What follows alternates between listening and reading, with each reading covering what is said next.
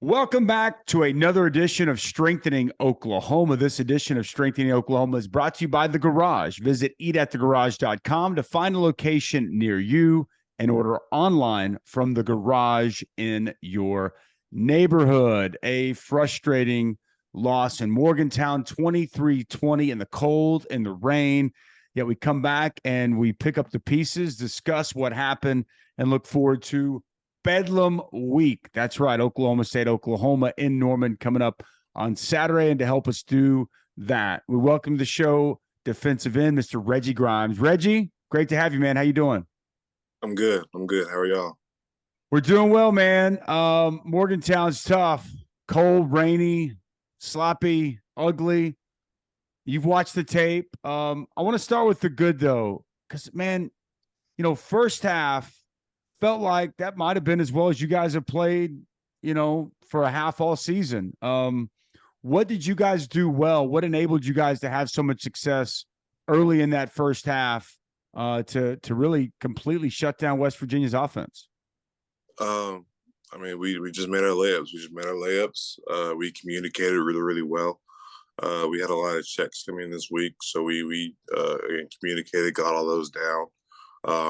Credit to our linebacker group, man, because they really, really strained to make sure everybody got all the calls and all the checks and all the changes that we were making. As far as the front's concerned, man, we all had more of a relentless mindset when it came to playing the run and then rushing the passer. So I think it was a culmination of all of that. So along those lines, like you guys did get after JT Daniels when he was in there at quarterback. The pocket was collapsing. You had a huge pressure on the interception that he ended up throwing on that fourth down. Was the mentality different for the defense when it was JT Daniels at quarterback before they made that switch to Garrett Green, the backup? No, I mean it was to us. It was just quarterback. You know what I mean? We knew when they put in their second string quarterback that it was more focused on. He was basically a running back. He was more focused on running, and we knew that we were going to have to be able to contain that if we were going to win that football game. And when JT Daniels, I mean, our credit to him, man, he's a really good quarterback. So again, to us, it was just the mindset of just caging the quarterback and making the pocket claustrophobic, making him have to get outside the pocket in order to beat us. You had early on the game, you had a really nice pressure, forced that interception. Danny Stutzman. Seemed like you guys up front were a lot more active, quite a few TFLs. There was a lot of pressure. You guys felt just collectively that you guys had a bigger impact and created more disruption playing the other side of the football in this game than you had previously in the last several.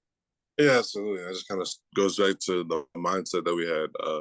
Just defensively as a front, we didn't have a really good game, the Baylor game. So last week it was more we had to go back to the basics and literally just go through our fundamentals. And we did that, and we knew that this game it was going to be another thing. It was going to if us as a team were going to play well, then us as a defensive line we needed to play well, and we did. So again, I couldn't be prouder of any of my guys. I mean, we all of us. I mean, from the starters to the threes, everybody who got in, they all contributed something. So again, couldn't be happier for the defensive line.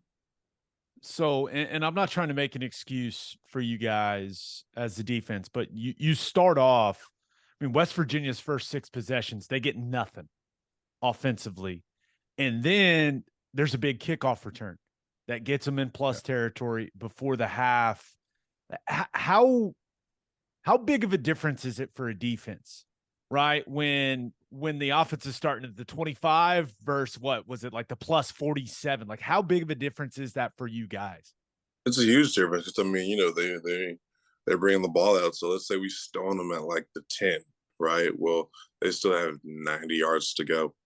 And obviously as a defense, you love that. All right, if they can go out there and just go 90 yards, then hey, they deserve it, right? But it's a whole lot different when they're starting on like the 50, okay? Because number one, they have the momentum because that's a big kickoff return. And number two, man, we're the playbook is a lot bigger when it comes to, again, start with them starting at the 50 as opposed to them starting on their own 10. So definitely it just needs to be, it's a case of complementary football not being played. We all need to complement each other. Offense to play with defense, defense we need to play with offense, special teams to play with everything. And that didn't happen. Going back to the Baylor game, then this game, there's been some situations where if you guys just get a stop, third down, fourth down, it can give the offense the ball back and a chance to win. Haven't been able to get a couple of those stops. How do you change that? Because it's going to come up again these next couple of weeks with Oklahoma State coming up, Texas Tech. What do you think it'll take for you guys to be able to get over that hump? And in spots where you haven't been able to get the stops, find a way to get a stop and give your offense the ball back and give yourself a chance to win. We honestly just have to remain poised, and that comes with we got guys who are a little inexperienced, and that's fine. I mean, we have a lot of guys who haven't been in these situations, but we have a lot of guys who weren't even here last year. So it just comes with poise and knowing what your responsibility is and doing it to the best of your ability. So again, that'll come again there, but it has to come. You know what I mean? We don't have a choice at this point. So it's crazy to think seasons, you only got 2 games left, right? This thing feels like it's been flying by for you in particular, right? It's just new defense under the new defensive staff. Like, how comfortable are you now in the system, right? Do you feel like you've got it all, or do you still feel like you're constantly having to really put in a ton of time studying, making sure you got everything down, or is it starting to come more naturally now? It's definitely starting to come more naturally. I think at the very beginning of the season, and I know I'm not just speaking for myself when I say it was definitely a lot of turnaround, not a lot of carryover week to week. So you had to basically learn a new playbook every week. Now it's more, okay, well, we have the exact same calls or a lot of the same calls. It's just it's like we have different rules, if that makes sense. So you really have to study, and it's your details. You really just have to focus on your details. And when you do that, man, you're good. You play fast, like as a defensive front, and as a defense. As a defense last week, man, we had a few different checks in. I mean, a few different things, and we all studied it, and it allowed us to play really, really fast, and that definitely showed up on tape. So again, now it's more, now that we've been in the system for almost a year, now that we know what we're supposed to be doing, now that we know what all it takes in order for us to be successful, man, it's better. It's a whole lot better than it was. Obviously coming into the year, Big 12 championship, national championship, that's college football playoff. That's the goal. That's where you want to be. Obviously things have shifted, things have changed. Being bowl eligible, getting one more win, finishing on a high note. How much is that something that is talked about in the locker room between the coaches, the players? How important is that to you individually that you guys are able to get that done? Really important. It's all about, again, we know that the record may not be up to our standards because we're at Oklahoma. You know what I mean? I know me personally, I've never lost 5 games in my entire career, and that's just not in Oklahoma. That's high school, that's middle school, that's BOE, that's stuff like that. So it just, and there's a lot of guys like that on the team. It's definitely been a lot, and it's caused us to grow up a lot. You know what I mean? We have guys who have matured in a lot of different ways through that, and I mean that's looking at some of the positives in that, but definitely going out there and just winning out. You know what I mean? Just winning the next game has been a focus on our mind for a long time. Waking up Sunday 1-0 is one of the things that all of our coaches harp on. And to do that, man, we just have to be more focused. We have to be a little more detailed, because if you watch the tape, you see the strain is there, the fight's there. Okay, it's Sometimes it's just, well, I mean, sometimes there's competitive plays and sometimes it's just a little mismanaged. But no one can ever question our strength and effort. You know what I mean? That's a huge positive as far as that's concerned, as far as our group is. Because again, if you look at the record, you would think, okay, well, what's up? Maybe they have a lot of lazy guys. Maybe they have a lot of guys who aren't all the way bought in, who aren't fully invested in the program, and that's just not true. Not with this group. That's not what I've seen as a leader on this team. I see a group of fighters. You know what I mean? And sometimes they come up short, and that's okay. But I know that I can look to both my right and my left and understand that I have a fighter next to me. And I think again that's a huge positive throughout all of this. Yeah, that's good to hear, man. And Coach Venables has talked about how the buy-in is there, the effort is there. I know you guys have kind of laid low on social media, and I completely understand that. But there's starting to be some of this stuff. Well, oh, maybe Brent Venables isn't the man for the job. And there's not a lot of it, but there's certainly some of it from people out there. Like, with the way that I hear you guys talk about him, I mean, how much does that bother you that stuff is out there? I mean, Coach Venables is definitely the man for the job, number one. And number two, we all try to stay off social media. You know what I mean? I only post things that I'm contractually obliged to post, if that makes sense. But otherwise, I'm off it. There's no reason for me to be on it because it's all just rat poison. You know, even when people are singing your praises, you know, it's not going to help you. And even again, so right now you got a lot of people who aren't necessarily the most fond of us as Oklahoma football players. So, but yeah, no, Coach Venables is definitely the right man for the job. I'm glad I stayed here to play for him. And if you have people saying that, I mean, they aren't in the building. They don't see what we see every single day. So it is what it is. I mean, everyone's entitled to their own opinion, you know, and that's them. That's their opinion. That's their story. They can do what they want to do with that. But as far as the guys and the building, the guys that matter, okay, we have nothing but love and respect for Coach Venables because he is the person for the job. Love to hear that, man. It's Bedlam week. That's a different week. You've been a part of this rivalry, been a part of this game. ABC prime time, all the spotlight going to be on you guys. And even though, again, conference championship not on the line, college football playoff spot, anytime these two teams play, it just feels like there's always a lot on the line. What kind of makes this game maybe different from other games, being Bedlam? It's a rivalry game. Anything and everything can happen. We saw that last year. But yeah, no, it's a rivalry game. It's different.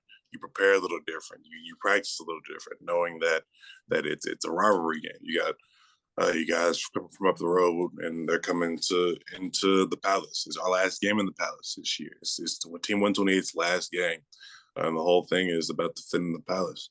But yeah, no, it's a rivalry game, so it's going to be different. You know what I mean? Whatever can go wrong will go wrong on both sides of the ball because that's just the nature of how rivalry games work.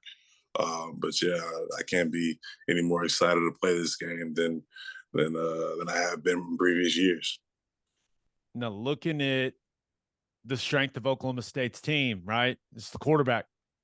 When they've had a healthy Spencer Sanders, they've been really good offense. Right? They've moved the football. They've scored points. What type of challenge is that? This is a guy you've played against before. What type of challenge is slowing down Spencer Sanders in that Oklahoma State offense? We have to get to him. You know, we have to again, more or less same game plan as last week. We have to make him suffocate in the pocket. You know, we have to collapse the pocket. He can run. He's a little bit of a run, so we have to respect that ability as well. But we have to cage the quarterback. We have to make them a one-dimensional team. We have to make them run the ball. And if we do that, plus some other things, obviously, because we're about to go to the game plan this week. But I think we have a really legitimate and we have to play complementary football is the main thing. We all have to play together. Can't wait to see how it unfolds, man. It's going to be fun to watch. Gabe will be down there at the sideline. I'll be actually up in the booth calling this game for ABC. So rivalry game indeed. Should be a lot of fun to see how this thing shakes out. All right, let's get to some fan questions brought to you by Love's Travel Stops. Visit loves.com for more information on the nation's leading travel stop network that's headquartered right here in the great state of Oklahoma. Will W. wants to know, was that the worst weather you've ever played in? If not, what game was it? College-wise, yes. College-wise, that was definitely the worst weather I've ever played in my entire life. It was awful. It was It so was bad. awful. Yeah, it was so bad. How cold was it, by the way? It was cold. like 38 and pouring rain, Dusty. It was rainy, for sure.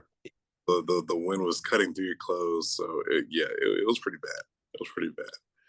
I wasn't warm again until like Sunday morning, dude. It like took my body a while to thaw out. That was the first time since I had lost all the weight where I was like, I really wish I was 310 again. This is ridiculous.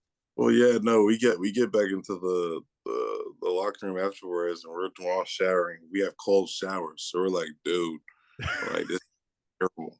This is just like, this is bad. Okay, so we finally get back on the plane. They have heat on the plane. We're all in our suits. That was like more of a relief, but it was still raining, so that wasn't fun. But yeah. It was generally just not a great place to be. Yeah, the loss made it even colder. I was about to say, never helps when you don't win the game. No, it was brutal. Okay, let's get you one more, Reg. This comes from Tim R., who asks, this is an interesting question. Do you think what the team is going through this season will result in something special happening in the future? Absolutely. We have a lot of guys coming back as far as that's concerned. And we have a lot of guys who have played a lot of ball coming back is the main thing. And we have a lot of guys who now we know we've been on both sides of it. You know, I've had a lot of success at Oklahoma. I've been a part of two really, really successful teams. And I know that there's guys who've been on part of 3, 4 really, really successful teams. So this year is more of an outlier as opposed to all the other ones that I've been around for and that a lot of the people have been around for. So do I think that it'll help mold this team or mold next year's team? Absolutely. Again, because we after this season's done, we can't get it back. However, we can still do something about next year's team. And I think that it's going to be, next year is going to be a really, really good year. We've got to finish this year out first. We have to finish this year out strong in the way that we want to finish. We have to accelerate to the finish line. No doubt.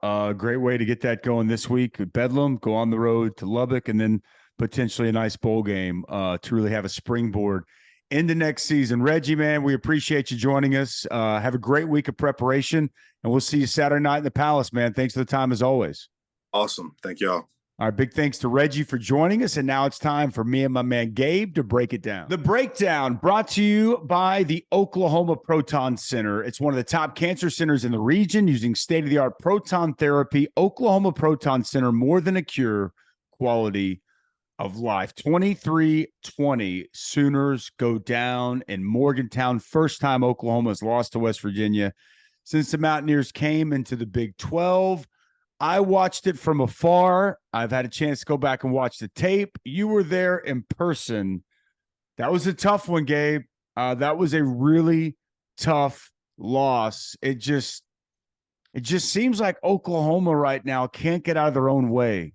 And when you run the football as effectively as you did with Eric Gray, feels like a game you definitely let slip through your fingertips, and you should win those type of football games. It's challenging to lose a game when you have a guy rush for 200 yards.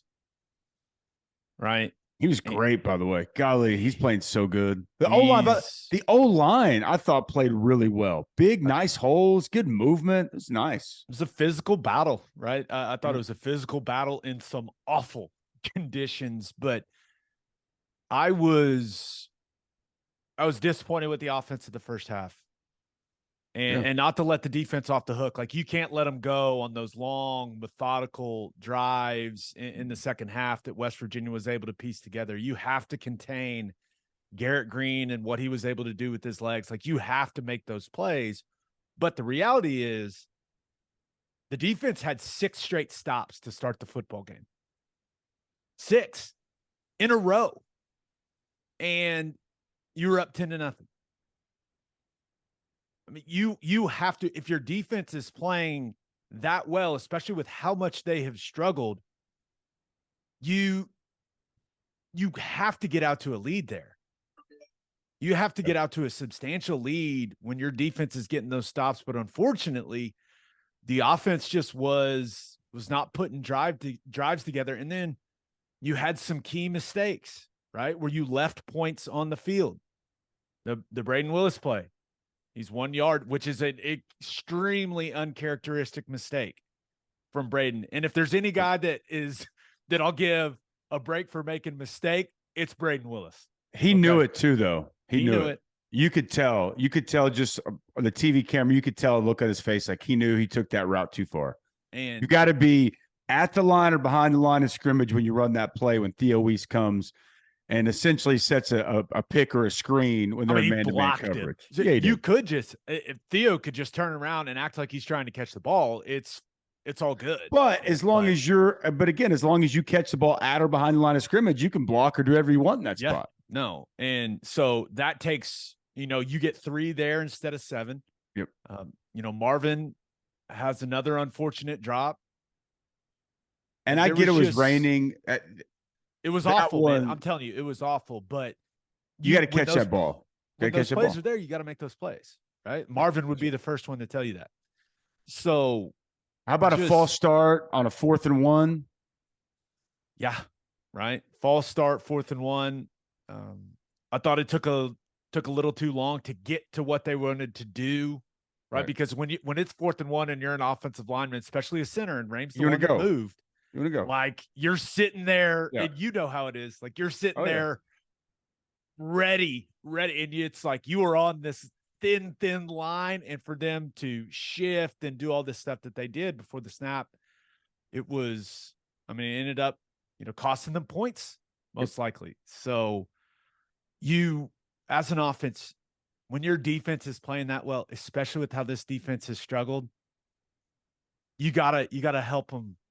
You got to pay off on it, right? Like, you got to go get points. And unfortunately, they take a 12-6 lead into the locker room instead of, something like 21 or 24-7. Yeah. So just unfortunate. So to me, this is how I boil this game down. As much as anything else, like, there's a lot of things we can pinpoint, little things. I mean, there's a couple factors. Garrett Green came in, and Oklahoma had no answer for his mobility. 0. He made way too many plays with his legs. Even the throw game, I thought his ability to move around a little bit opened everything up. So that was a game changer. But the reality is as simple as this to me.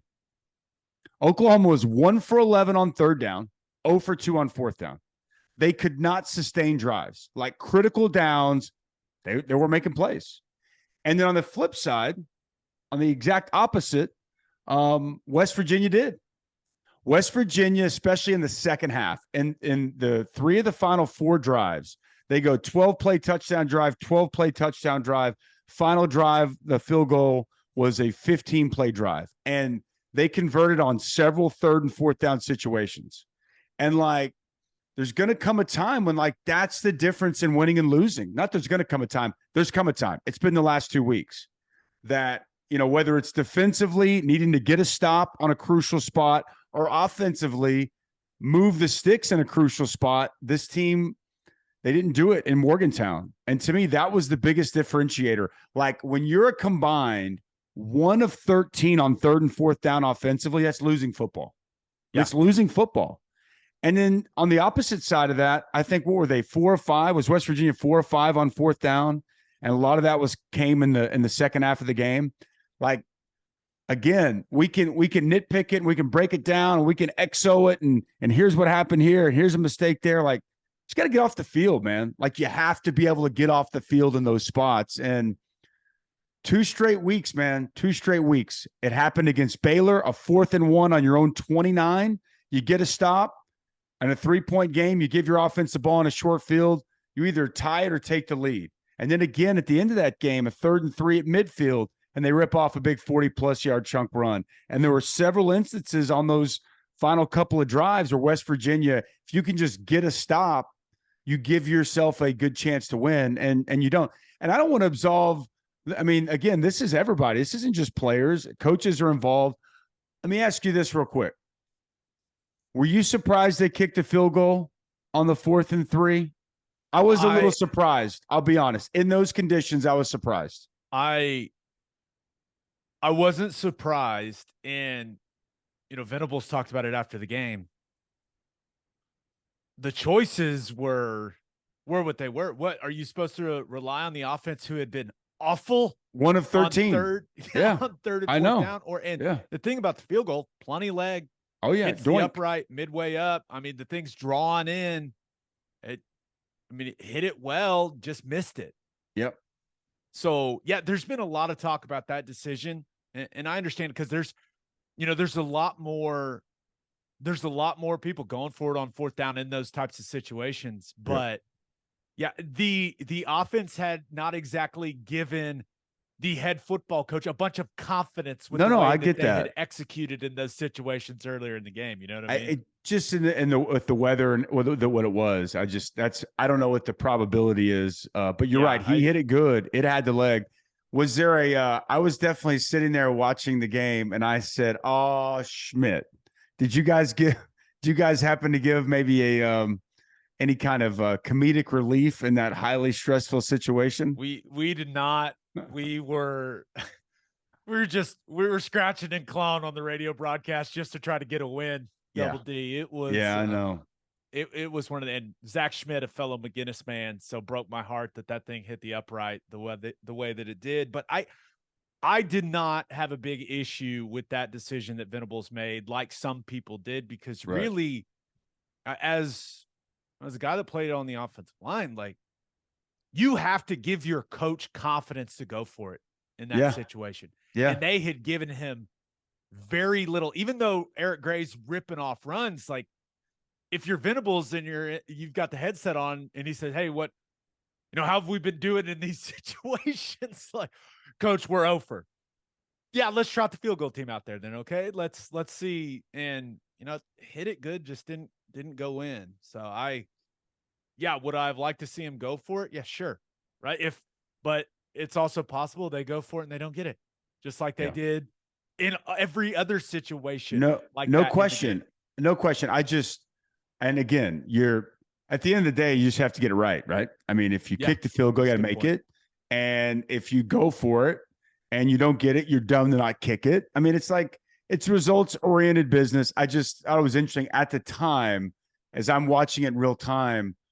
I was like, "Oh, that's a long field goal in these conditions." But I mean, again, to your point, he struck it good.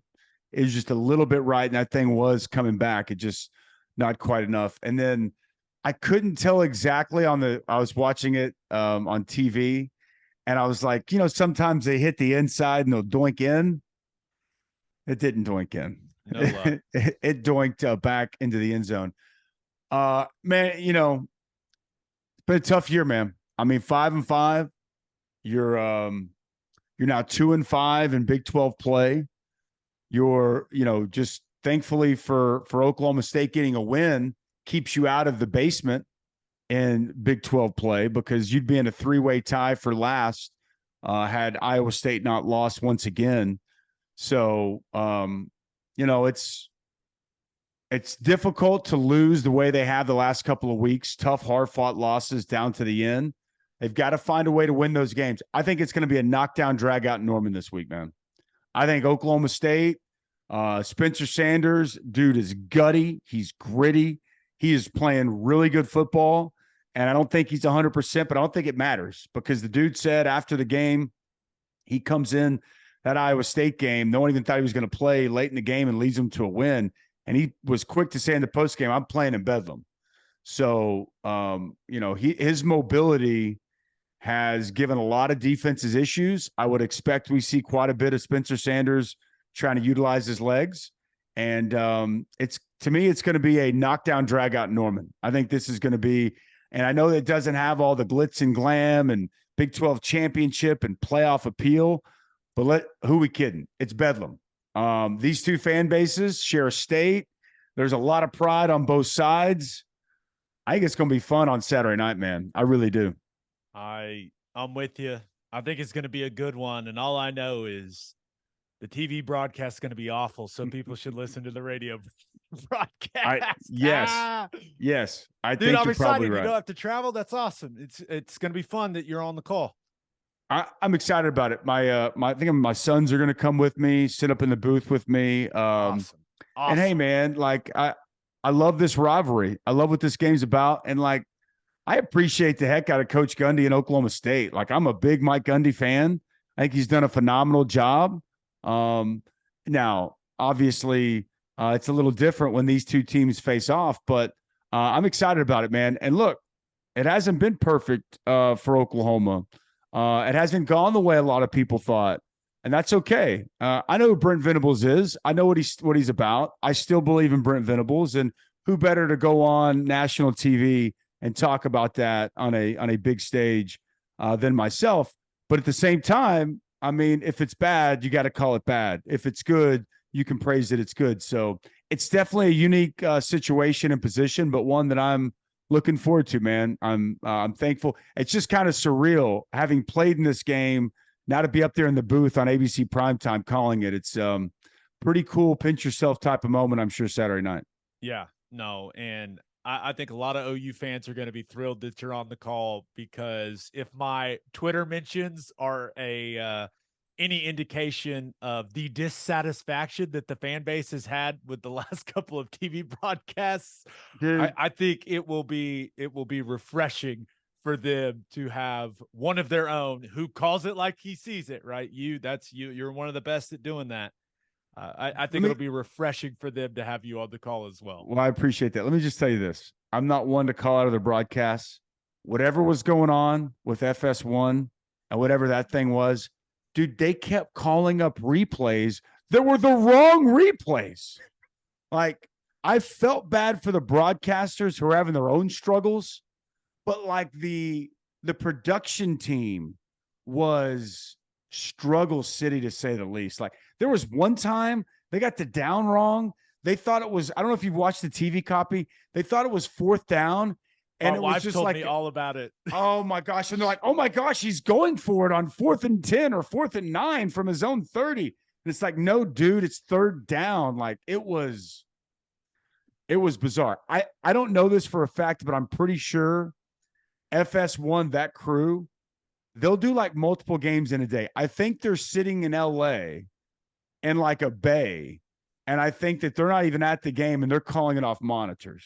That's what I think is going on in that situation. I saw that same crew, unless they're magicians. That same crew has 2 games on Saturday, one in the noon window, one in the evening window. So I'm just going to go off an assumption that they're not jet set on FS1 going from one site in the country to another. I'm guessing that there's a little bit more at play there, just for the people to get an idea behind the scenes at home of maybe what's going on there. Yeah, but it'll be nice to have you on the call. People will be happy. Well, thank you for that very much. I think more than me on the call, they'll want to see Oklahoma play better. And I think even more than that, they'll want to see Oklahoma find a way to get a win, which we will all be intrigued to see if that can happen. Because at 5-5, look, you want to go to a bowl game. You want those extra practices. You want some postseason success. And boy, your other rival did not go well down in Dallas. Now you're at home against your in-state rival. You need to show up, perform well, and find a way to get a win. And I'm sure this team will do everything they can to put themselves in position. Big thanks to Muse Growth Strategies for continuing to help us spread the word about strengthening Oklahoma. Reminder to subscribe to the podcast on YouTube and wherever you listen to your podcast. Don't forget, you can still contribute monetarily at strengtheningok.com to support these players in strengthening Oklahoma. And a big thanks to the people that have been here from the beginning and all season, and the ones still showing up. We appreciate you. We thank you. And we'll see you again next time right here on Strengthening Oklahoma.